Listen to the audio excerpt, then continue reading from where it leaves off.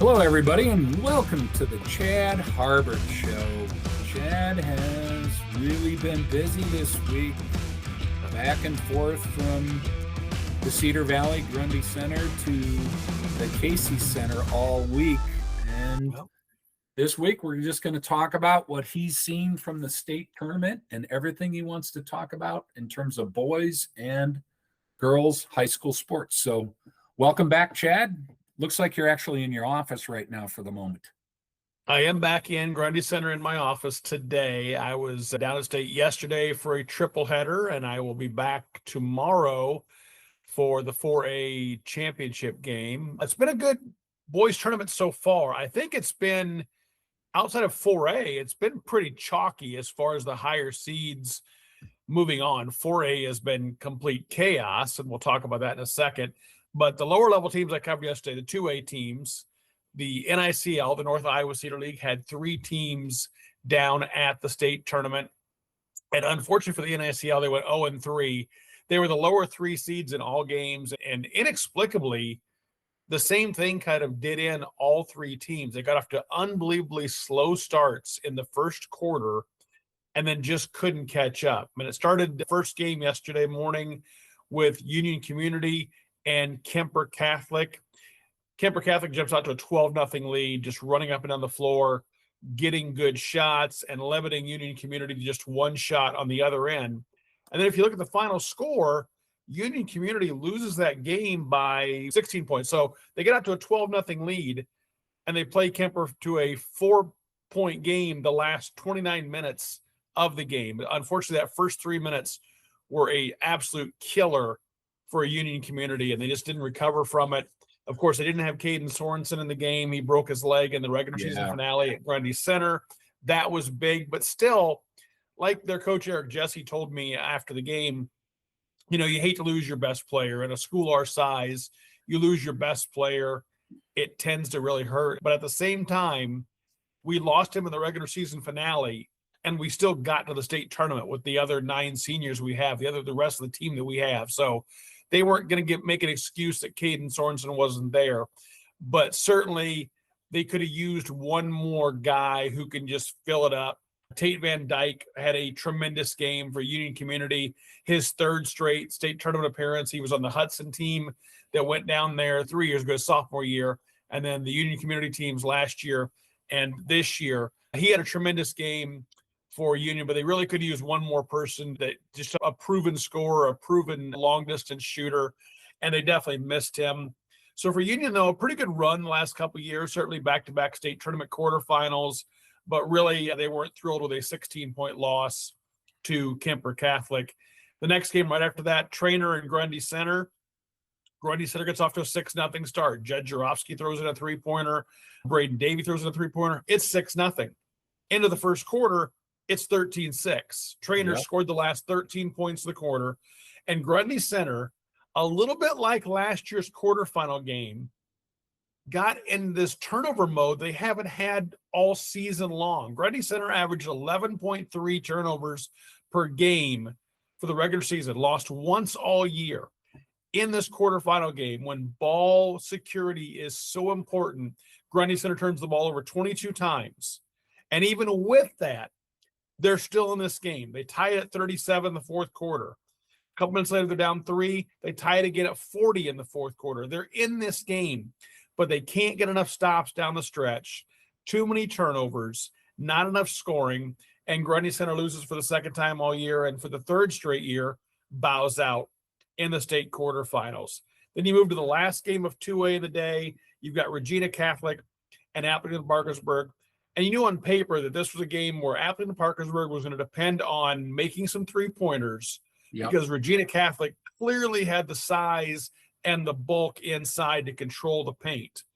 What happened was what no one expected, which is a Regina Catholic team that averages about 4 made 3-pointers a game, makes 5 in the first maybe 5-6 minutes of this game, and blows out to a big lead. You knew that the Regals were going to control the paint. They got some great height.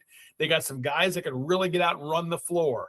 But if they're going to do that, if you're going to concede that, which AP has to concede that, their starting center is a 6'5" freshman playing in obviously the biggest game of his life. But if you're going to concede that paint, you can't also give up the 3-pointers. And that's what happened. And on the other end of the spectrum, AP is a team that shoots about 22 threes a game. They make a little bit over 7, right around 32.5, 33%.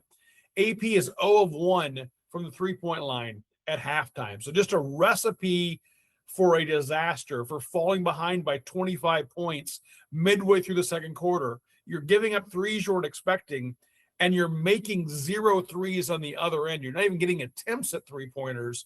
And AP just fell so far behind. They made a nice run. They cut it down in the third quarter to like 14 points, but they just couldn't get over the hump. Benny Waller, fantastic game, 27 points, 9 boards in his final game for the Falcons.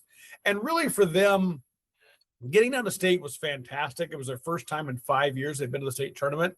But when you look at the past decade, this is 12 consecutive trips or 12 consecutive winning seasons for Aplington-Parkersburg.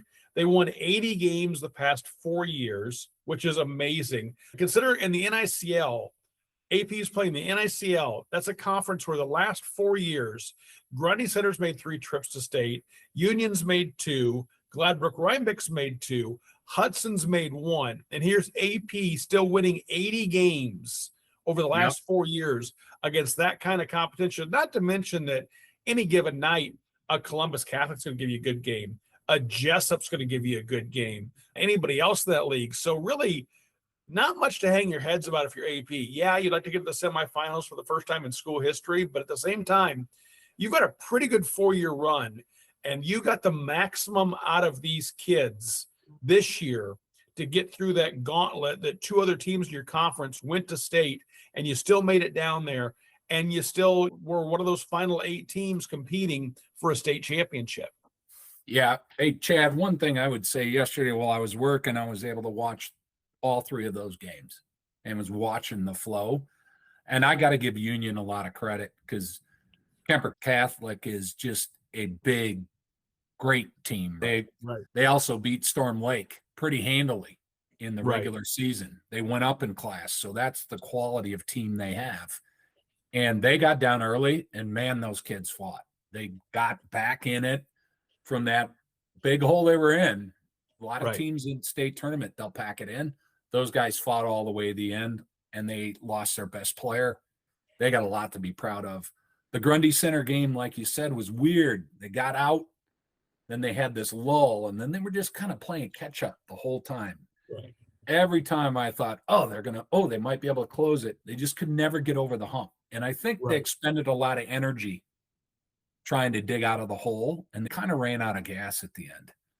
And then especially, I don't think they saw that many teams that had the kind of length on the perimeter and kind of quickness on the perimeter where they were making the passes they were used to making, but Trainer was very good about filling passing lanes on the perimeter. And that's the worst place to turn the ball over is the top of the key, because you're almost always going to give up a breakaway layup. Yep. Yeah. And then, like you said, Aplington-Parkersburg, they fought hard. They had a really tough matchup. I was impressed by all 3 teams because if you were watching some of the earlier rounds, there was some really big blowouts, especially in 3A and 1A. When that team got down, they were like, oh, well, I guess we're going home. Right. None of those teams ever gave up. They fought really hard. They all had amazing years. Yeah, NICL can be very proud to get 3 teams down there. It was a very difficult league this year. They went away from the divisions this year. They put all the NICL teams together. So you played everybody once. So it was a different setup than they've had in the past few years. So you really, to get 3 teams down there, to go through that gauntlet and still be ready come sub-state time, that was a really good accomplishment for all 3 of those teams to get to the 2A state tournament. Unfortunately, none of them went to the semifinals, but to get there, very good accomplishment by all 3 of those teams. Yeah. So what else have you seen at the tournament? Well, 4A is obviously the bracket I'm watching now because the team that I have left is the number 1 team in the state. And the 4A bracket, as you're very well aware, because you were down there the other day, is chaos. It's not chalk. It's complete chaos. Yes, Cedar Falls whacked Urbandale pretty good in the first round. We kind of expected that. Urbandale was maybe the 5th best team in the CIML. They get into the tournament beating an Ames team that lost one of their best players a few weeks ago, but Urbandale deserved to be there. But it's a fifth place team in the CIML playing the number one ranked team in the state. So we expected Cedar Falls to win that. But then the chaos ensued with Waukee Northwest losing. And then you come forward another day. Today, Johnston just beat Waukee as well. So now Johnston, the 6th seed, is going to the championship game against the Cedar Falls team that had a little bit of a sluggish start against Dowling Catholic today, but really put them away in the second half. So now you've got Cedar Falls and Johnston. And I don't think they played each other since the 2021 4A semifinal. I don't remember a game since then when Johnston beat the 21 Cedar Falls team in the state semifinals. Yeah. Hey, Chad, I would just say Johnson is coached by Courtney Henderson, the Waterloo East legend. Yep. I am going to call this the Waterloo East Cedar Falls rematch because it's like Steve McGraw is back in the state tournament with Courtney Henderson. They play so deliberate, so smart. They have such great guards. They have just choked out teams on an 11 or 12 game run. Their games are in the 40s and 50s, and they are so solid. They're so fun to watch. Now, I was on the rooting side of the wrong one in the first round, but man, Johnston's good, and they've got enough size, and their two guards are exceptional. I think it's going to be a heck of a 4A final. Well, I think when it comes to guard play, Johnston probably has the advantage. You have on the Cedar Falls side, you've got Carson Gary, who played quite a bit as a freshman last year off the bench, starting guard this year as a sophomore. Now, he's played really well in the state tournament. There's times during the season when he was mainly a facilitator to defender. He wasn't counting to score, but he's kind of stepped his game up in these two state tournament games. Then you've got Parker Burns, who was at Waterloo West for 3 years, comes to Cedar Falls this year. He's an 8-point-a-game scorer. He has a couple nights where he's gone off. He's had a couple nights where he's just not done much offensively. Great defender, great rebounder, but not done a lot offensively. Now, inside is where Cedar Falls is their bread and butter. Obviously, they've got Will Gertis. They've got Leighton Wolf, got a lot of height there. You've got Jaden Kimbrough, who did not have a great game today scoring-wise, but played pretty good defense, got some key rebounds, got some key loose balls.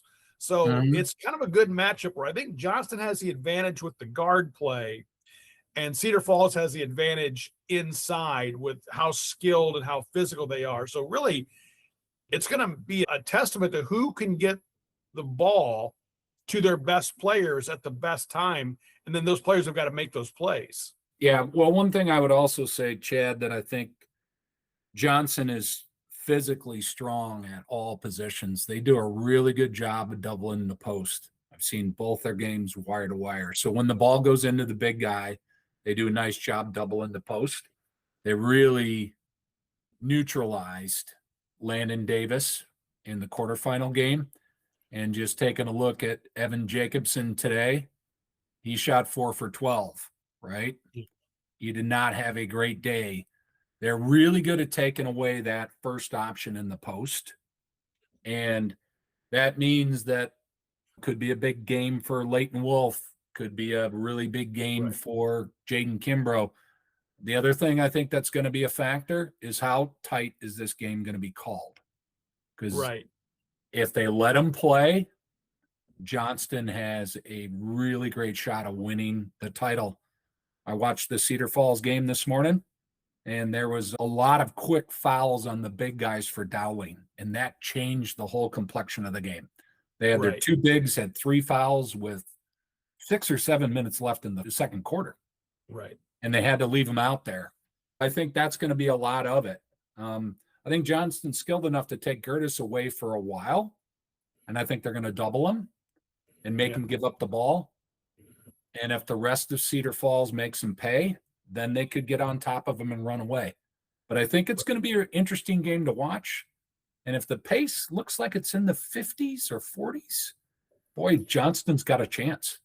Right. Absolutely. I mean, you've gotten this far, and you've played that difficult league. You absolutely got a chance. It's interesting to me what you said about the officiating, because the one complaint I heard about the girls tournament, and yet I'm not talking about the DCG thing. That's a whole nother thing. But the one thing I did hear about the girls tournament, especially the 5A game, was the referees let them play. And what happened was the game got so physical, the stars couldn't be stars. And that game ends up being what, in the low 40s. It ends up being a low scoring game. And that's not what you really want in a championship game. I thought the Dowling Cedar Falls game today was called pretty fairly.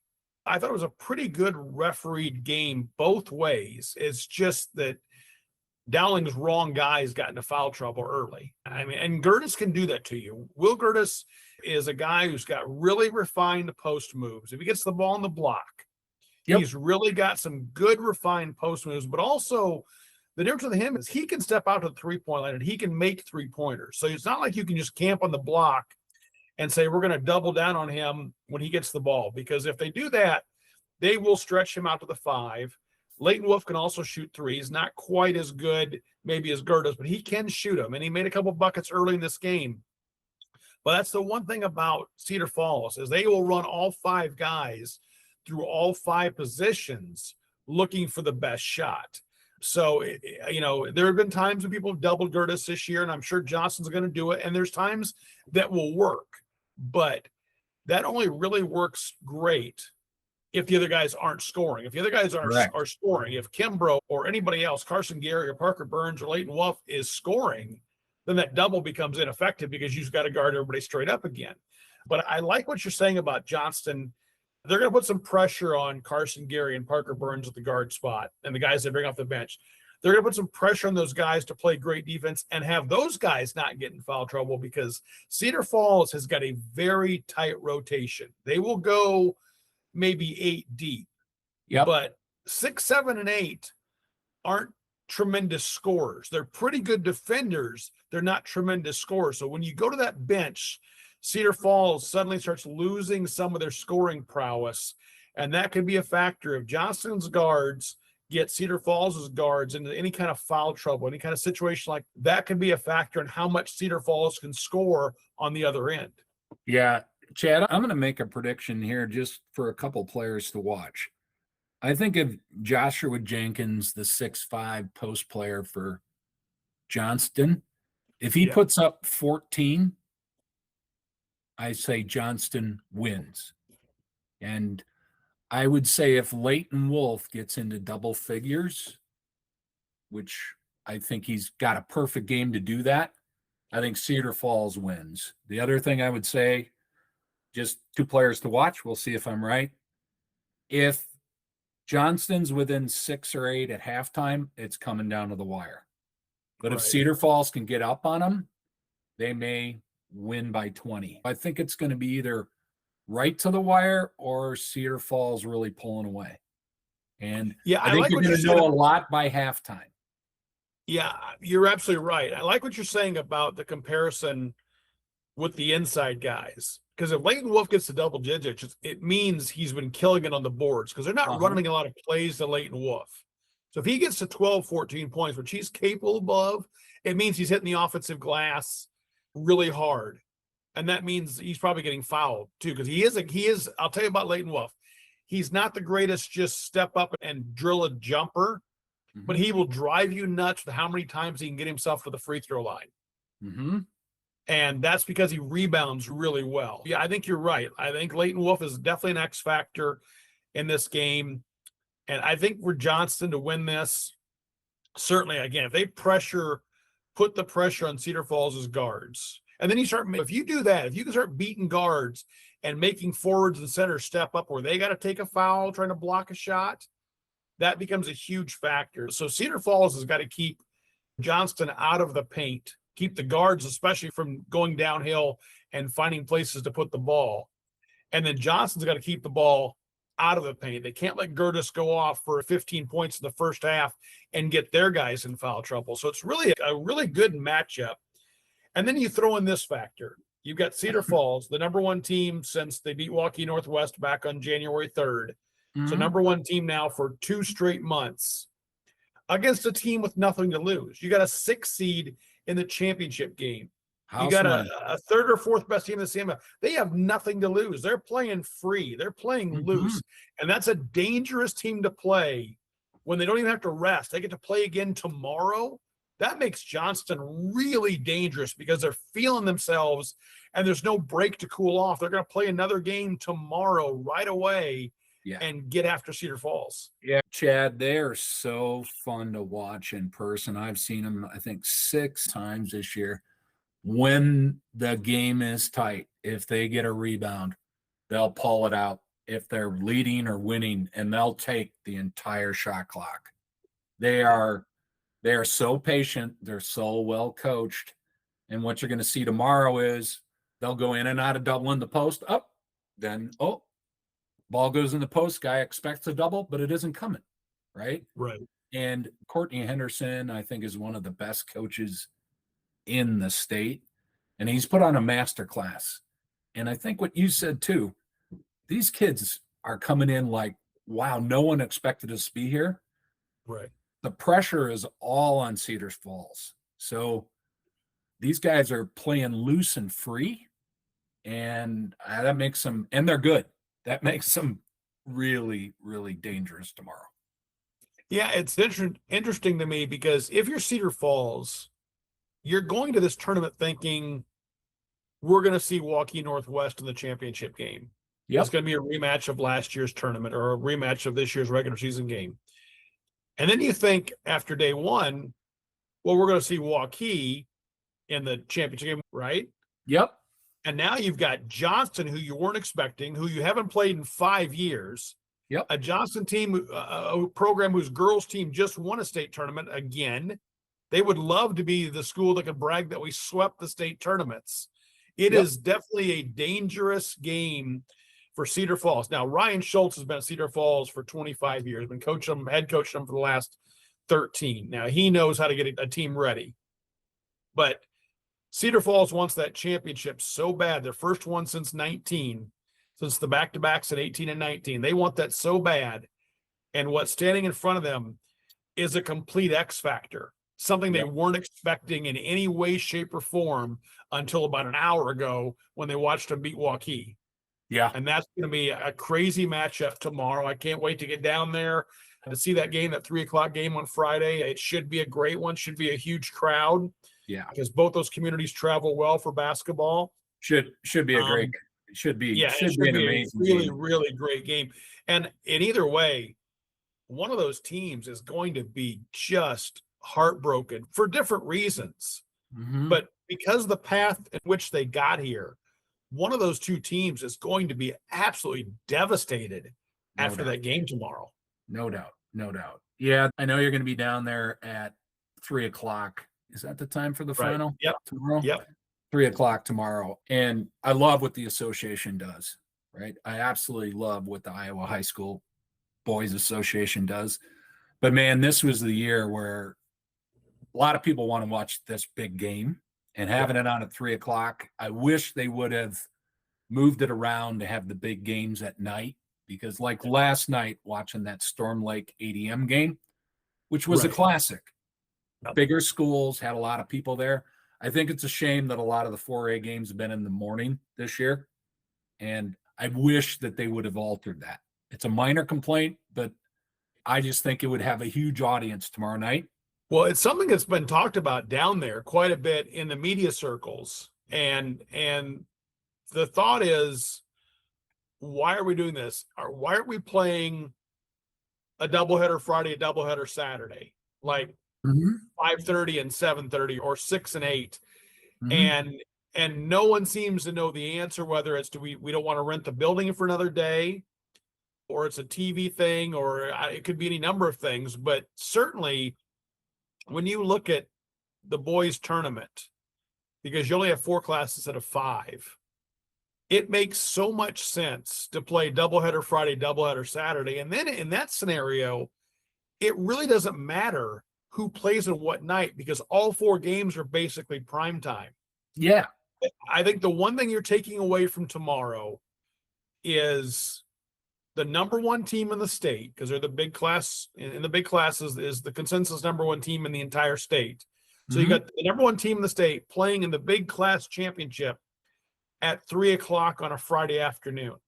And Yes. yeah, school's canceled probably at Johnston and Cedar Falls. It's not canceled anywhere else. So a bunch of high school kids aren't going to be able to run down there and see that game unless they skip school. There's going to be a lot of people in Cedar Falls and in Johnston and Des Moines area that have to work. They're going to have to try and break away from that.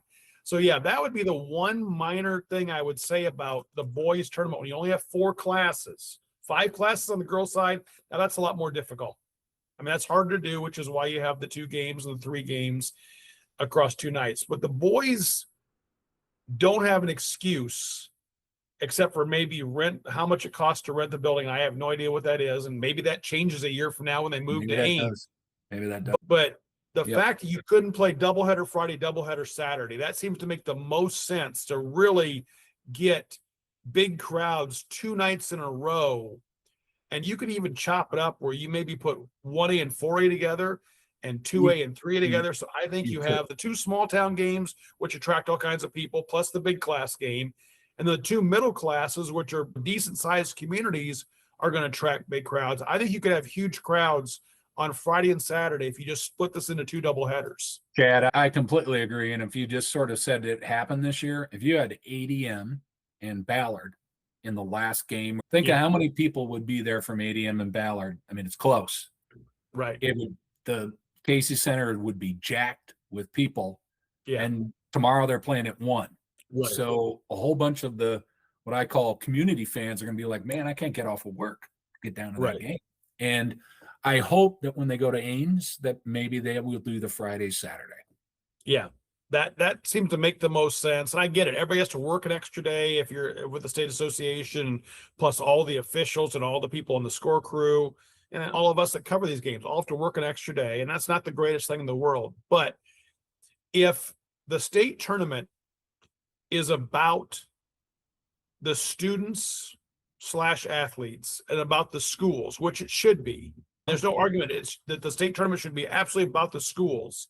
The best thing for the schools, in my opinion, is to split this across 2 days. So the most amount of students can be there, the most amount of community people can be there, and you simply get the most bang for your buck. And even from a gate standpoint and a concession standpoint, doesn't that make sense? I mean, I don't know how much it costs to rent the building. I've rented buildings for basketball tournaments before. I don't know what you're paying for the Casey Center or what you'd be paying for Hilton, but I think the offset is the gate and the concessions that makes it all worthwhile. Yeah. Plus, hey, the number of viewers, the TV ratings and the revenue generated from there. Let's be real. The advertisers are paying for eyeballs. You're going to have more eyeballs if you go to that. It just seems to make fiscal sense. But I was thinking about it from more of a fan sense. Like, wouldn't it be great, like tomorrow, I've got to work like a lot of people do. And I'm like, can I work around to see that Cedar Falls game? Because I know I'm going to miss Ballard and ADM, which I'm just like, man, that's going to be such a great game. They both played 1-point games. One was double overtime last night. What a game that's going to be. And I'm going to have to miss it, And that's a number 1 versus number 2 game too. I mean, that's top 2 seeds playing each other. Yep. So, but it's been a great state tournament. It's had some upsets. 1A and 2A have been fun. Unfortunately, your teams didn't make it to the next level, but had great years. So let's talk about what you're doing next week or this weekend. I think you're going to UNI, aren't you? UNI tomorrow, 2:30 game, see the women play, but obviously Cedar Falls and the state championship is a little bit of a priority for us. So we'll get our Mason City guy to go down to Coralville and see the UNI women, and I'll go to Des Moines and watch Cedar Falls boys. And then if UNI women's win on Friday, I'll be down there Saturday. And if they win Saturday, I'll be there Sunday. The question is, the bigger question in my life will be, where are the UNI men going in the NCAA tournament? And wherever they go, am I going with them? Because our sports editor is going to be with the UNI wrestling team and the Iowa State and Iowa wrestling teams in Cleveland at the same time. Might I be going to Portland or San Diego or Oklahoma City next week? We'll see where they end up. Well, you could. I've delved into the bracket. Longtime Panther guy, right? My brother-in-law Yeah. played there for Eldon Miller, and we got a show that Bowser does. He's a UNI student manager and talks about UNI all the time. So super excited about them making it. And I saw a couple of really cool draws. One that really appealed to me was, and maybe the 13-4 game in St. Louis, or is it the 3-14 game? Yeah, I think it's the 3-14 game that they think Iowa State would be in. Wouldn't that be a fun draw? I have heard that. I've heard that scenario. UNI doesn't believe they'll fall below a 13 seed. Now, now that doesn't mean it can't happen. They don't think they can get to 11 either. UNI believes they'll be a 12 seed or a 13 seed. And I think they're really kind of rooting for a 12 seed because obviously there's that history of, I don't know how many of the last 20 or 30 years where a 12 has beaten a 5. But it happens at least once a year, almost every year, the last 30 years or so. So I think they'd love to be in a 12-5 game with somebody. And they're dangerous in that scenario. They're dangerous anyway. The way they play defense, that's a very dangerous Northern Iowa team. And I know UNI and Bowser have kind of talked through text message about doing something with this UNI game because we do have a long history that goes back to the AMQ8 when Northern Iowa went to their first tournament back in 1990. Bowser is more familiar with the current UNI history than I am, being gone for so many years, but certainly that 1990 team, my first year at UNI, always had a special place in my heart because they had to survive 3 games in the AMQ8 tournament when they should have been knocked out on opening night. That was in the Dome that year. And then to get to the NCAAs and upset a Missouri team that had been number 1 in the country 2 weeks prior, and then almost beat a Minnesota team that ended up beating, I believe, Syracuse and going to the Elite 8 that year. That was incredible. Yeah, that team, Eldon Miller's team that year, I loved that whole season. I was a sports editor of the school paper back then. I was there the night 23,000 people were in the Dome and they beat Iowa. That's a really special team to me. And I would see some of those guys years after we were all out of college. I would see them around Des Moines, maybe see Maurice Newby or see Jason Rees or see somebody. And it was just like we were saying, we were right back there at that same time, our last year of college. And those guys were doing all those great things. Yeah. Hey, Chad, we're going to have a show on that one time. The very first I was in college, came down for that game in the Dome. First time I was ever in Iowa. And I was standing there like, oh, well, I didn't really know who Northern Iowa was. That incredible game when they beat Iowa. I think it was Hill who threw in a 3, if I recall, at the end. It was Hill. Hill hit a 3 from the top of the key. But that was the most exciting game ever because there was 23,000 people in there. It was insane. And that was a heck of a year. And that's what started it all. That whole UNI thing and whoever draws him is going to be pulling up tapes and saying, hey, look at this kid Newby. Look at this kid Faroukmesh. Look at this kid Jesperson. They've had some of the best winning shots ever as a program in NCAA. They're like a highlight tape themselves. And I can't wait for them to get there because they perform at that level. And whoever's going to draw them, I'm picking UNI. I don't care who it is. Yeah. And I think if Bowser and I go back and talk about that 90 team, that tournament in particular, which was in the Dome, that was looking like the worst case scenario for UNI. And I'll save most of the details for if UNI and Bowser get together. But yeah, we're going to. They were in bad shape going into that tournament from a financial standpoint because they were like a 6 seed or something. And it looked really bad. Like UNI was going to lose a bunch of money hosting the AMQ8 tournament. And they survived 3 of the craziest games I've ever seen and got that championship and then went on to the NCAA tournament, and the rest was history. But just, you ever watch that 30 for 30 at NC State? Yeah. You and I went through some of that same stuff during that 1990 season that was just inexplicable, and they still somehow got through it all. Got through a triple overtime, got through a 90-foot pass laying at the buzzer, got through a star player on the other team rolling his ankle in the semifinals, who's a very, very well-known person to this day in college basketball. Tony Bennett, I believe you're talking about. Tony Bennett rolled his ankle in the semifinals and still balled out in the championship game and almost beat him. Yep. But yeah, there was so many crazy things that happened between beating Iowa, who was ranked 20th at the time, but then not having the greatest conference season, and then somehow winning 3 games in the AMQ tournament and making the NCAAs, and then winning against a Missouri team that took a spectacular fall from grace in just a matter of 2 weeks. Mm-hmm. I went from the number 1 team in the country to losing to Notre Dame, to losing in the first round of the Big 8 tournament, to losing to Northern Iowa in the span of like 2 weeks. Yep.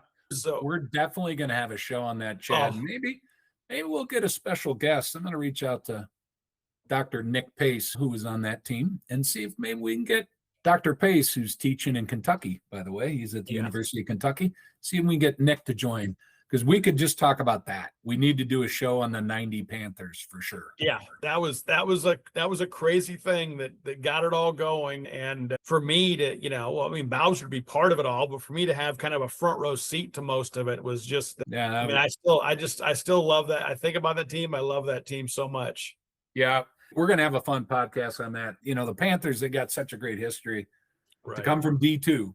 It's almost a 30 for 30. Yeah. They weren't a great D2 program. To be able to build that to where they are now. I was so thrilled for Coach Jake and the program to get back. Yeah. And whoever gets them is shaking in their boots.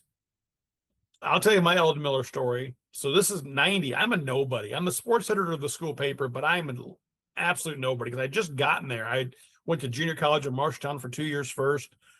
I'm a nobody. And Eldon Miller is a big time name. I mean, he had all the success at Wittenberg and all the success at Ohio State. He was a big time coach still in 1990. And late in the year, I go to interview him, and he said, come over to my office this time. And I go over to the offices, and they send me back to his office. He shakes my hand. I sit down, and this is pre-cell phone. This is still landline. We get ready to start the interview. He takes the receiver off his landline phone and just lays it on the desk like I'm doing nothing for the next 15 or 20 minutes except for talking to you. And I was a nobody. I was awesome. A student sports editor. And I'll never forget that Eldon Miller put his phone receiver off to the side like nobody's going to call me. No one's going to bother me for the next 20 minutes because the school paper's here to interview me about our basketball team. That's really cool. He's one of the winningest college coaches in history. I don't think a lot of people know that. Guy, I don't know how many games he won, but shoot, he won a ton of games. So I think that's a great show, Chad. We're definitely going to be doing a you and I show. I'll hang up here and we'll get Bowser. We'll get that set. Okay. Maybe we'll do it right after we figure out who they're going to beat in round 1. Absolutely. That'd be fabulous. All right. Hey, appreciate you, Chad. And thanks everybody for listening to the Chad Harberts Show.